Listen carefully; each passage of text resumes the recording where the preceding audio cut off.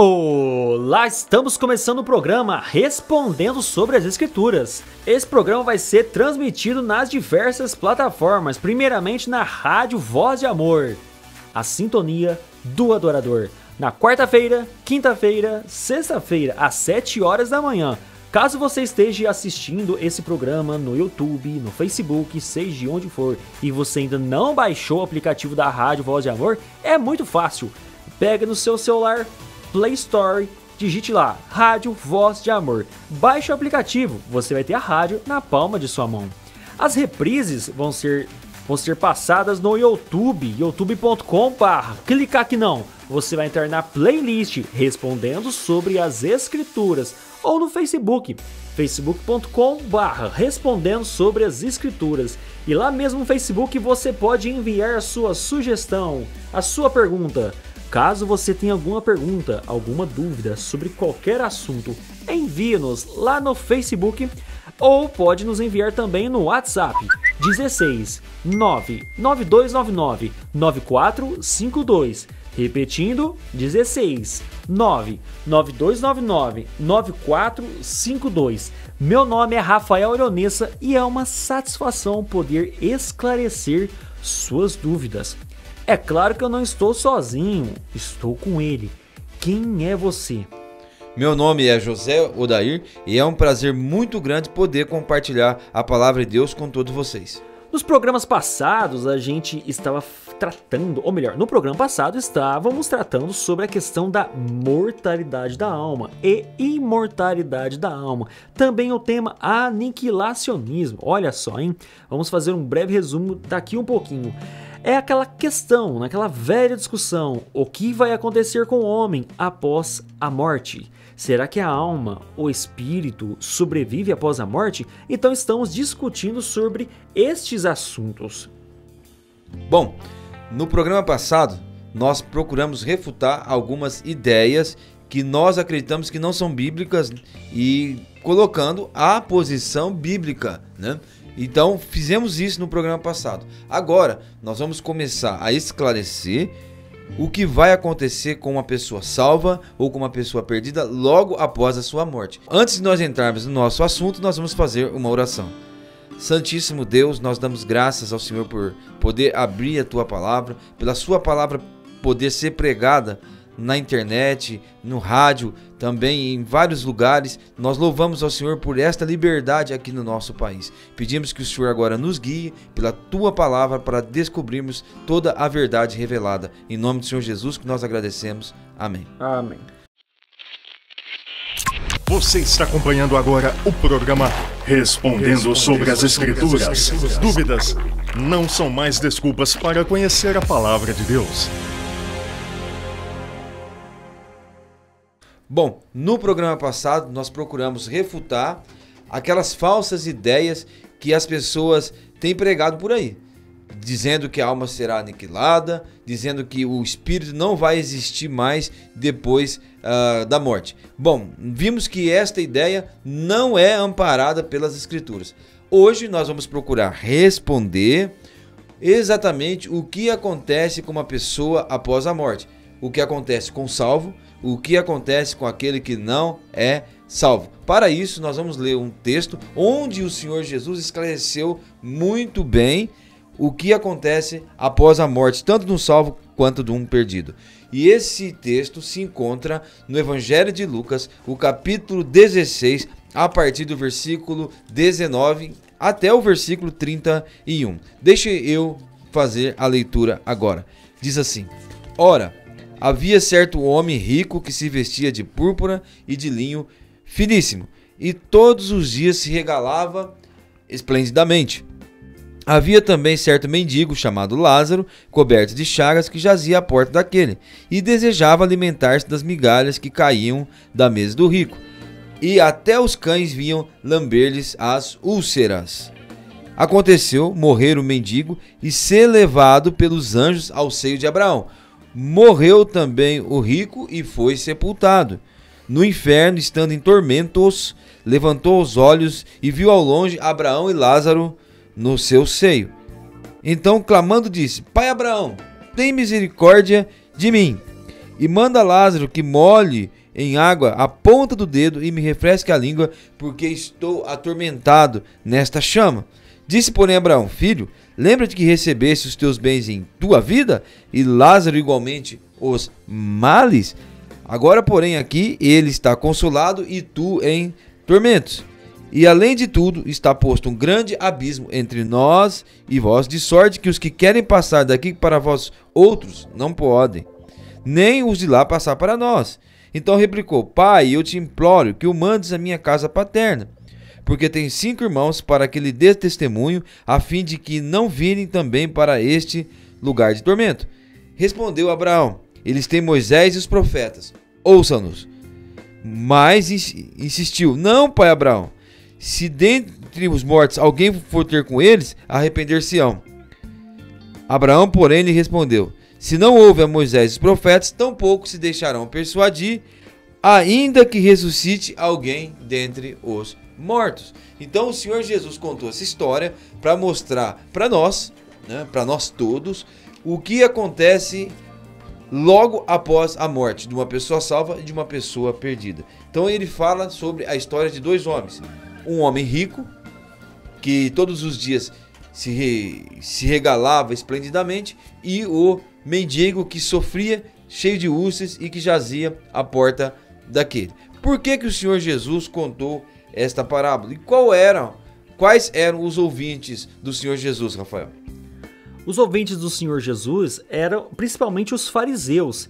Eram pessoas que acreditavam que após a morte, automaticamente eles iriam para herdar aqui a terra, ter um lugar de conforto ao lado de Deus, porque eram descendentes de Abraão, eram judeus, fariseus, em sua maior parte eram pessoas legalistas que cumpriam as leis e acreditavam que sim, estariam na presença de Deus após a morte. Agora, o Senhor Jesus Cristo, ele vem dizer que após a morte vai haver uma punição, sim, instantaneamente, após a morte. Quando esses fariseus fossem morrer, caso eles continuassem nesse religiosidade, nesse legalismo, José Alder vai explicar melhor aqui o contexto dessa história, Alguns acreditam que isso aqui é uma parábola, outros acreditam que é uma história. E então a ideia de Cristo aqui é mostrar que após a morte, primeiramente, há uma vida. E segundo, os ímpios vão sofrer. Terceiro, os justos vão para um lugar de conforto. O versículo 14 do mesmo capítulo, capítulo 16, diz assim: os fariseus que eram avarentos ouviram isto e o ridicularizavam o Senhor Jesus. Ouviram o quê? A parábola do administrador infiel. Mas eu estou lendo esse versículo para você decifrar e descobrir aqui no texto quem eram os ouvintes do Senhor Jesus. E a Bíblia fala que os fariseus, a mais severa seita da religião judaica, que eram avarentos, ouviam tudo isto e ridicularizavam o Senhor Jesus. Os fariseus acreditavam que a riqueza era um sinal de bênção. Então, para eles, aquela pessoa que possuía dinheiro, que possuía riqueza, ela estava mais próximo do reino de Deus do que a pessoa que não tinha dinheiro. Agora, isso é importante para a gente decifrar porque o Senhor Jesus contou essa história. E outra coisa que eles acreditavam, além de que a riqueza era uma bênção, um sinal de bênção de Deus, e que o rico era mais abençoado, que o pobre estava mais próximo de Deus. Eles acreditavam que Abraão iria garantir para eles um lugar na eternidade.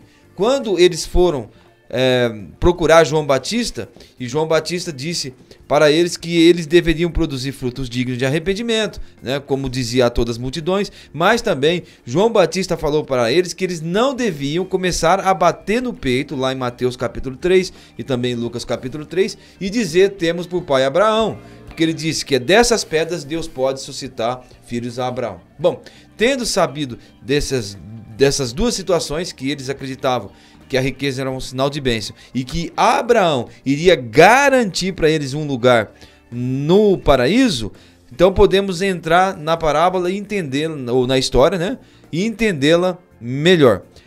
O Senhor Jesus escolhe um homem rico, que quando os fariseus começaram a ouvir a história que o Senhor Jesus está contando, eles já logo imaginaram um homem rico, alguém abençoado por Deus. Então Jesus diz que era um homem que tinha muita riqueza, que ele se vestia de púrpura, a cor que os nobres usavam, e todos os dias ele se regalava esplendidamente. Então, nos dias atuais, este homem era um homem que poderia ter os melhores carros, que poderia viajar por vários países, que poderia esbanjar dinheiro, porque ele não fazia questão de esconder que era rico, porque ele se regalava esplendidamente. Isso demonstra que ele mostrava para todo mundo e dizia: olha, eu sou rico mesmo, eu gasto mesmo, eu me divirto mesmo. Então, na mente do fariseu, este homem era abençoadíssimo e estava mais próximo do reino dos céus. Então, o Senhor Jesus introduz outro homem. Havia também certo mendigo chamado Lázaro, que jazia à porta daquele e coberto de chagas. Quando os fariseus começaram a ouvir isso, dizia: aí está um homem distante de Deus, a quem Deus não abençoou, e eles imaginavam que o desfecho dessa história seria completamente diferente do desfecho que ela teve. Por isso que o Senhor Jesus escolheu esses dois homens, um rico e um pobre. A vida desse mendigo era muito triste. Ele ficava ali na porta do mendigo, coberto de chagas, e diz-nos que até os cães vinham lamber-lhes as úlceras. Agora imagine a surpresa dos fariseus quando o Senhor Jesus disse que morreu o mendigo e foi levado pelos anjos ao seio de Abraão. Então este homem que viveu uma vida de miséria, viveu uma vida de tristeza, de doença, de dores, agora quando ele chega na eternidade, quando ele chega no além, Deus envia anjos para recepcioná-lo. E Deus então conduz esse homem ao seio de Abraão, a um lugar de intimidade com aquele que é o pai da fé e com aquele que é chamado amigo de Deus. Isso já seria uma surpresa para os fariseus. Imagine você quão grande foi a surpresa quando Jesus diz: e morreu também o rico e foi sepultado. E no inferno, estando em tormentos, né? E ergueu os olhos e viu ao longe Abraão e Lázaro no seu seio. O desfecho foi completamente diferente do que os fariseus imaginavam, né? O Senhor Jesus chocou os fariseus, quebrou totalmente a expectativa deles e mostrou que a riqueza não era necessariamente um sinal de bênçãos. E mais, no inferno, estando em tormentos, aquele homem ergueu os olhos e viu ao longe Abraão e Lázaro no seu seio e disse: Pai Abraão, demonstrando que ele era um judeu, e Abraão não pôde fazer nada por este homem, e eles imaginavam que Abraão iria garantir a todo aquele que era filho seu um lugar no céu. Agora veja a surpresa deles. E o Senhor Jesus está mostrando muito bem que a religião deles, que eles imaginavam que iria garantir um lugar na eternidade, não garantiu. E a surpresa que eles tiveram ao saber disso, muitas pessoas terão essa surpresa também e serão surpreendidas na eternidade, descobrindo que aquilo que eles confiavam, na verdade, era algo falso, era algo que não pôde trazer a salvação a eles. É isso aí. E como nós dissemos no estudo passado, no programa passado, nós estamos aqui também refutando duas principais seitas, né, grupos denominacionais, como a Igreja Adventista do Sétimo Dia e as Testemunhas de Jeová. São os principais grupos religiosos que professam essa fé, que após a morte, o homem vai estar em um estado inconsciente, dormindo, e após a ressurreição é que o homem justo irá para o paraíso, o homem ímpio será condenado, mas o homem ímpio não será condenado eternamente, mas vai ser exterminado, fulminado, aniquilado. Daí o termo aniquilacionismo. Então o termo imortalidade da alma é o conceito de que após a morte nós vamos viver um espírito. O espírito do salvo irá para o céu. E o mortalista acredita que o salvo vai dormir. E esses grupos, eles citam essas doutrinas porque eles normalmente estão defendendo conceitos, né, ou ideias de algum profeta. E aqui nós não estamos querendo falar mal, não estamos aqui preparando um programa para poder denegrir ou falar mal de um grupo. E seguindo a ideia, né, do que nós lemos na revista Sentinela, página 304, de 1964, que é uma revista das Testemunhas de Jeová, elas afirmam: não é perseguição religiosa uma pessoa informada expor publicamente uma falsa religião.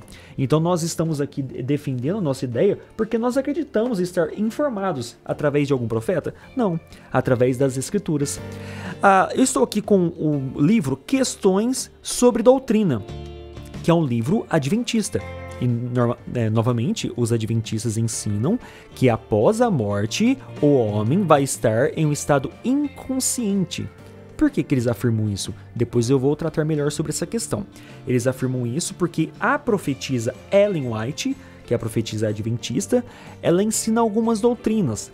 A principal dela é uma doutrina que eu não vou falar mais sobre ela, porque é um pouquinho complicado para resumir nesse programa, mas é uma doutrina chamada juízo investigativo. Para haver um juízo investigativo, é necessário um monte de outras doutrinas se encaixar. Entre elas é essa questão do sono da alma. Ok. O livro adventista, Questões sobre Doutrina, na página 379, vai explicar o que é o seio de Abraão. Na concepção judaica, Jesus Cristo está se referindo a essa mensagem de Lucas 16, principalmente para fariseus, judeus. E o que os judeus pensam a respeito do seio de Abraão, que é um lugar de conforto? Então, no Questões sobre Doutrina, que é um livro adventista, na página 379, vai dizer o seguinte: pelos escritos judaicos, é evidente que os fariseus e vários outros, nos dias de Cristo, criam no estado consciente do homem após a morte. Seu conceito de Hades, ou seja, inferno, modificou-se muito desde os dias dos patriarcas até o fim do cânon do Antigo Testamento. E nos tempos de Jesus, eles criam de modo muito semelhante aos gregos e outros. A parábola em questão faz referência ao seio de Abraão, Lucas 16, 22, que é a parábola que o José Aldair acabou de explicar aqui. Ou pelo menos, eles chamam de parábola, né? Alguns acreditam que é uma história, outros acreditam que é uma parábola. Continuando, a expressão não é encontrada em nenhum outro lugar das Escrituras. Tanto quanto a Bíblia menciona, não existe nenhuma indicação de onde seja o seio de Abraão, ou o que significa ele. Vemos, entretanto, que a expressão aparece na literatura extra-bíblica, ou uma literatura histórica, e que era evidentemente um conceito corrente ou tradição do povo judeu. Joséfo, que é Flávio Joséfo, em discurso acerca do Hades, afirma que eles chamam seio de Abraão, o lugar de felicidade, para o qual vão os justos ao morrer. O Talmud a ele se refere como regaço de Abraão, Kedushim 72b, é a referência. Continuando, era evidentemente crença comum de muitos nos dias de Jesus. Com efeito, a declaração é citada integralmente adiante. Lemos ali a respeito do grande abismo entre a câmara dos justos ao alcance da vista e do ouvido da câmara onde são atormentados os ímpios, e sobre os outros pormenores aos quais se refere a história como Jesus a narrou. E continua. Aqui é basicamente uma página inteira mostrando que os judeus criam na crença da imortalidade da alma.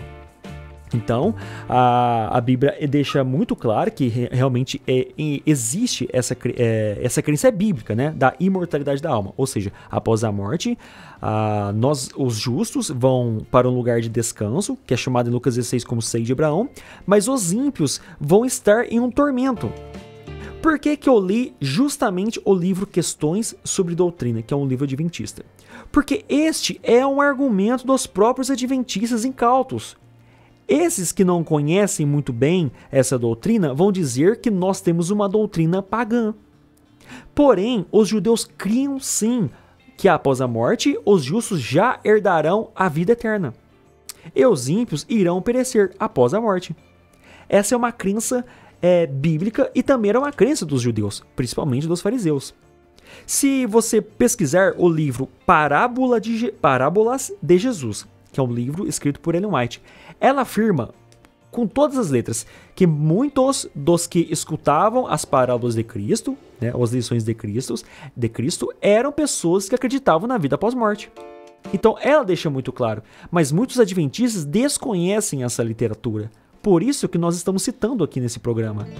Você que está me escutando, se você é um adventista do sétimo dia e crê que após a morte nós vamos entrar em um estado de sono e ser ressuscitados somente na ressurreição dos mortos, para depois entrar no paraíso, eu vou deixar muito claro, essa doutrina não é bíblica. E nós já mostramos aqui vários textos e outros vão ser apresentados.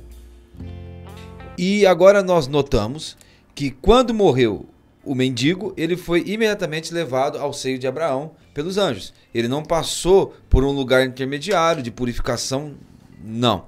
E depois nós vimos que morreu o rico e ele foi diretamente para o inferno. Também não passou por um lugar intermediário, ele foi diretamente para o inferno. Então disse alguém que o inferno fica no fim de uma vida sem Cristo. Aquele homem não era salvo e rapidamente, logo após a sua morte, ele se achou no inferno. Note, amigo ouvinte, o perigo. Você está a poucos passos do inferno se você não é salvo. Mas, esclarecendo um pouco mais a respeito dessa parábola, onde estava o corpo do rico e onde estava o corpo de Lázaro? Diz-nos o texto que morreu o rico e foi sepultado. Então o corpo dele ficou na sepultura e a sua alma foi para o inferno, que eu vou chamar aqui na língua original, né, como está escrito na língua original, de Hades, que é o lugar para onde vai a alma daqueles que não são salvos.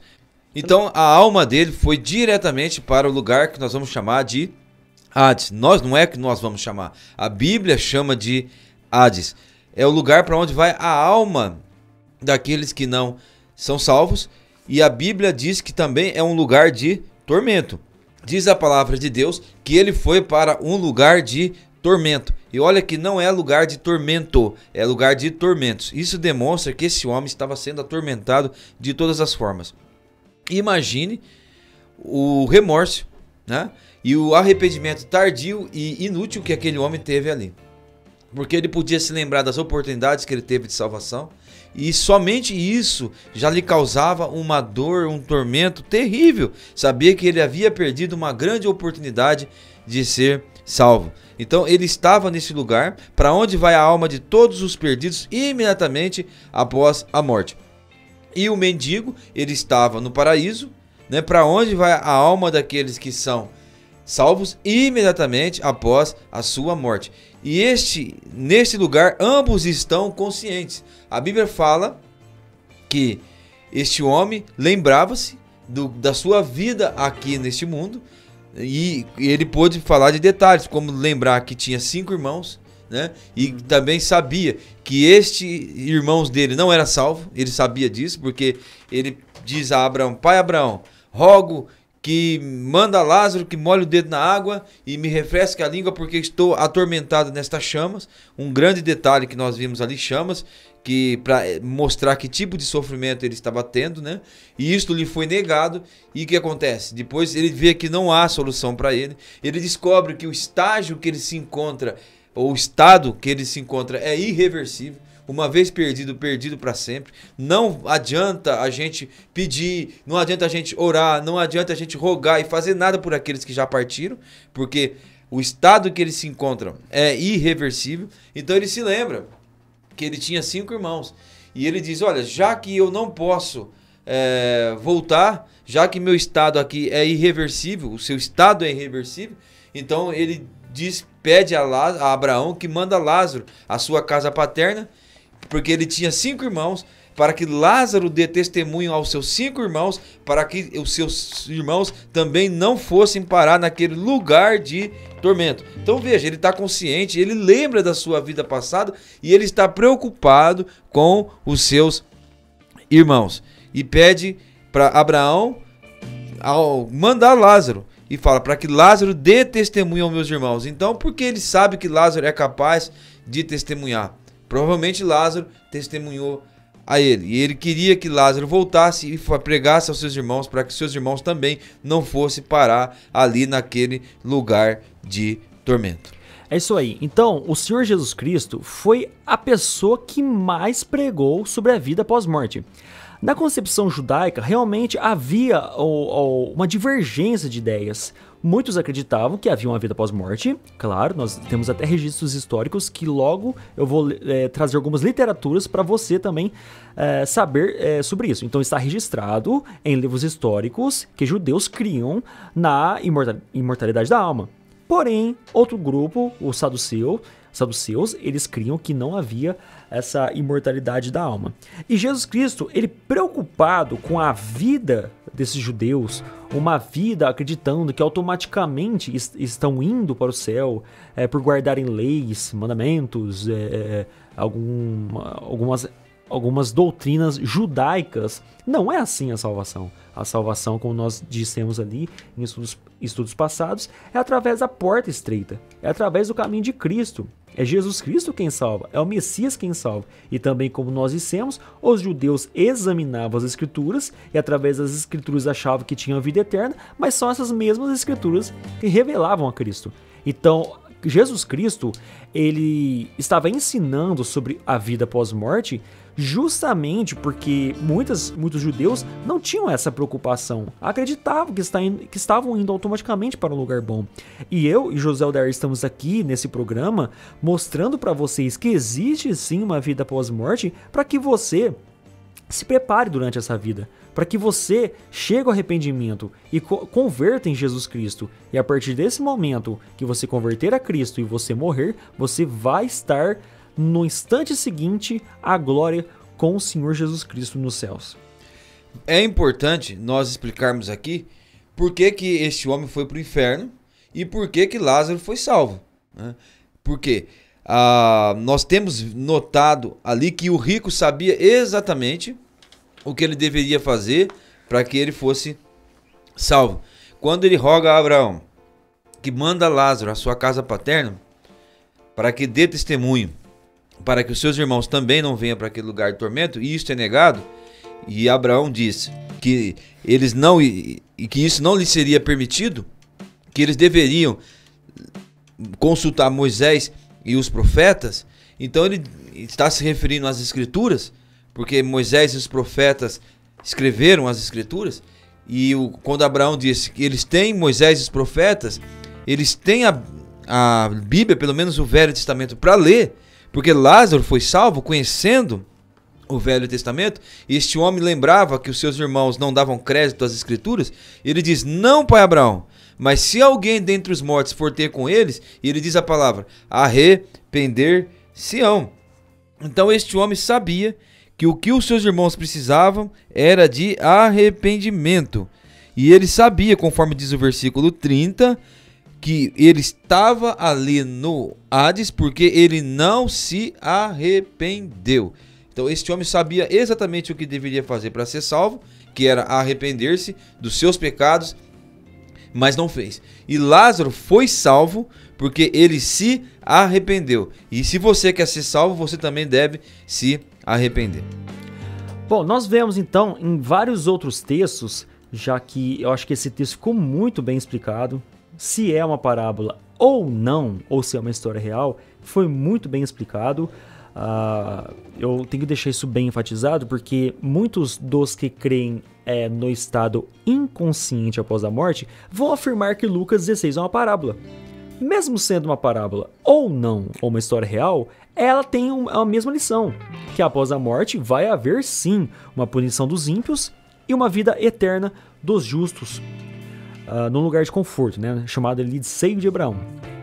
Mas em outros textos, nós podemos ver que existe sim uma vida após a morte. Se você ler nas Escrituras, em Deuteronômio 34, no verso 8, vai dizer que Moisés morreu. E os filhos de Israel prantearam por Moisés por 30 dias nas campinas de Moabe. Então se cumpriram os dias do pranto, no luto por Moisés. E lá em Josué, no capítulo 1, no verso 2, diz o seguinte: Moisés, o meu servo, é morto. Em outras versões, Moisés, o meu servo, está morto. Ou seja, Moisés continua morto. Eu te pergunto, querido ouvinte, se Moisés está morto e não existe uma vida pós-morte, quem que apareceu no Monte da Transfiguração? Então essa é a pergunta. Se não existe uma vida pós-morte, se existe um estado de inconsciência após a morte, quem que apareceu ao lado de Elias, né? Exatamente, Elias. Ao lado de Elias, Moisés e Elias, quem que apareceu lá? Era um demônio? Era algum anjo? Ou realmente era Moisés? Porque vimos ali no Monte da Transfiguração que Jesus Cristo estava em uma visão, ali o termo grego é horama, ou seja, uma visão. Deus foi levado à presença de Moisés e Elias, e ele estava conversando normalmente com Moisés e com Elias. Se Moisés morreu e o seu espírito estava dormindo, como que Jesus estava conversando então com Moisés? Vemos então que existe uma vida sim pós-morte instantânea. A partir do momento que a pessoa morre, ela, se for justa, vai estar com Deus, ou no seio de Abraão, né, como nós vemos aqui, e se for injusta, vai estar numa punição eterna. Agora, novamente citando o livro aqui, Primeiros Escritos, da profetisa Ellen White, eu vou mostrar, com todo respeito, a irresponsabilidade exegética que essa mulher arrumou aqui nesses textos sobre a pessoa de Moisés. Vemos que Moisés em Josué estava morto, e no Monte da Transfiguração ele estava muito vivo, através do seu espírito. Olha o que ela escreveu. Na página... Deixa eu dar uma olhadinha aqui. Na página 164 do livro Primeiros Escritos. Moisés passou pela morte, mas Cristo desceu e lhe deu vida antes que seu corpo visse a corrupção. Ou seja, antes do corpo de Moisés apodrecer, Jesus Cristo ressuscitou Moisés. Só que nós vimos que em 30 dias, lá no livro de Josué, ele continuava morto. Em 30 dias, o corpo de Moisés já estava podre. Então, como que Moisés foi ressuscitado antes do corpo dele apodrecer? Está escrito aqui, ó, Moisés passou pela morte, mas Cristo desceu e lhe deu vida antes que seu corpo visse a corrupção. Ou antes do corpo de Moisés apodrecer, Deus deu a vida para ele, ou ressuscitou ele. Continuando, Satanás procurou reter o corpo, prendendo como seu, mas Miguel ressuscitou. Não foi Cristo que ressuscitou? Agora diz que foi Miguel. Por quê? Segundo essas religiões, eles acreditam que Jesus é o arcanjo Miguel. Para que Jesus tem que ser o arcanjo Miguel? Por quê? Porque lá em Judas 9, olha só a irresponsabilidade exegética desses pseudo-teólogos. Em Judas 9, Judas vai afirmar que o Satanás contendia com o arcanjo Miguel em relação ou a respeito ao corpo de Moisés. Essa contenda é para que o povo de Israel não idolatrasse o corpo de Moisés. Então, para que o povo de Israel não idolatrasse o corpo de Moisés, Arcanjo Miguel escondeu o corpo de Moisés. Só isso. Arcanjo Miguel não é Jesus. Mas eles têm que afirmar, tanto as testemunhas de Jeová como os adventistas do sétimo dia, têm que afirmar que Jesus é Miguel, para lá em Judas, verso 9, haver uma ressurreição de Moisés. Só que em Josué, no capítulo 1, afirma que Moisés estava morto. Se Moisés estava morto, quem que conversou com Jesus no Monte da Transfiguração? Continuando aqui, mas Miguel ressuscitou Moisés e levou ao céu. Satanás maldisse amargamente a Deus, acusando-o de injusto por permitir que a sua presa fosse tirada. Cristo, porém, não repreendeu seu adversário, embora fosse por sua tentação que o servo de Deus houvesse caído. Mansamente remeteu a seu pai dizendo, o Senhor te repreenda. Em Judas 9, deixa muito claro que é o arcanjo Miguel que está disputando o corpo de Moisés. Mas tanto as testemunhas de Jeová como os adventistas do sétimo dia vão afirmar que ali o arcanjo Miguel é a pessoa de Jesus. Então, eles estão contrariando o que a Bíblia ensina. Em Josué 1, 2, Moisés continua morto depois de 30 dias de pranto, de prantear, como nós vimos em Deuteronômio.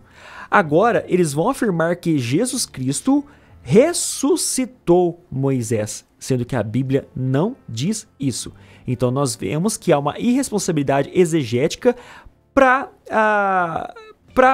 porque eles não querem aceitar o que é mais simples, que após a morte há uma vida. Então, no Monte da Transfiguração, quando Jesus conversa com Moisés, ali é a pessoa de Moisés, é o espírito de Moisés que está dialogando com o Senhor Jesus Cristo. Tendo feito esse esclarecimento, o ouvinte também precisa saber que o Hades, onde o rico foi parar, não é o lugar definitivo da alma.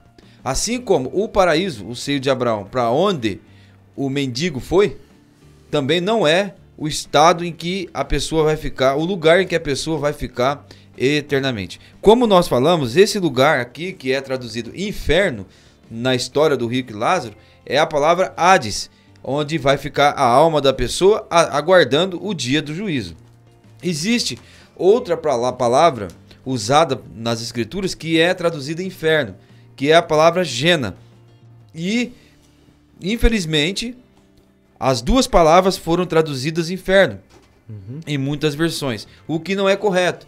O Hades é um lugar e o Gena é outro lugar. Lá no Evangelho de Mateus, no capítulo 10, versículo 28, o Senhor Jesus vai usar a palavra Gena, quando ele diz: não temais os que matam o corpo e não podem matar a alma. Temei antes aquele que pode fazer perecer no inferno, Gena, tanto a alma como o corpo. Veja, naquele lugar, no Hades, onde o rico foi parar, aquele lugar foi a alma do rico, pois o seu corpo foi sepultado. Agora aqui neste lugar que o Senhor Jesus Cristo descreveu, ele diz que vai a alma e o corpo. Então é outro lugar, é o Gena.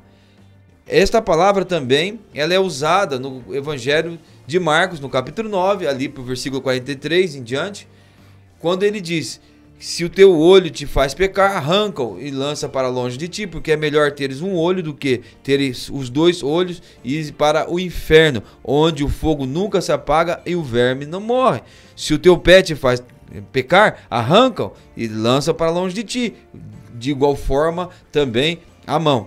Qual é a palavra que o Senhor Jesus usa nesse lugar, onde ele fala que é melhor você ter um membro do seu corpo a menos do que ter todo o seu corpo completo e ser lançado no inferno? A palavra é Gena, é um lugar então para onde vai o corpo e também para onde vai a alma.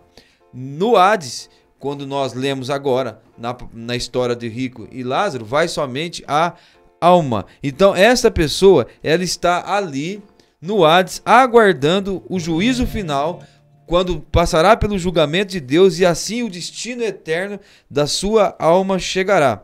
O apóstolo Pedro, na sua segunda carta, no capítulo 2, ele faz menção a anjos que estão sendo reservados para o dia do juízo. Então aqui em 2 Pedro, no capítulo 2, ele fala, a partir do versículo 4, ele diz o seguinte: ora, se Deus não poupou aos anjos que pecaram, antes precipitando-os no inferno, e os entregou ao abismo das trevas, reservando-os para o juízo. Então, Pedro revela que existe um grupo de anjos que não guardou o seu estado original, que estão presos no inferno e estão reservados para o dia do juízo. Em contraste com esses anjos, Pedro vai dizer no capítulo 2 também, aqui no versículo 9, o seguinte: porque o Senhor sabe livrar da provação os piedosos e reservar sob castigo os injustos para o dia do juízo. Então nós temos visto aqui que, semelhante aos anjos que estão presos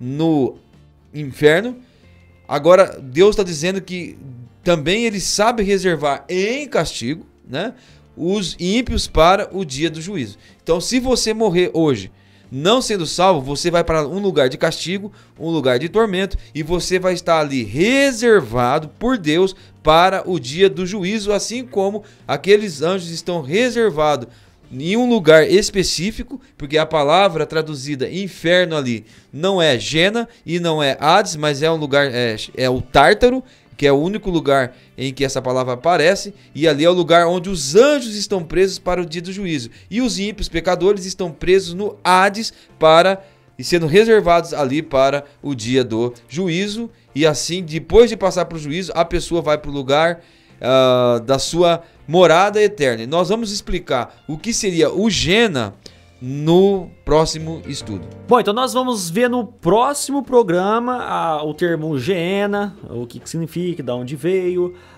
o que é destruir, perecer, aniquilar, né, que são os argumentos aí que eles vão usar para defender essa, nós chamamos de tese, né, essa tese aí mortalidade da alma.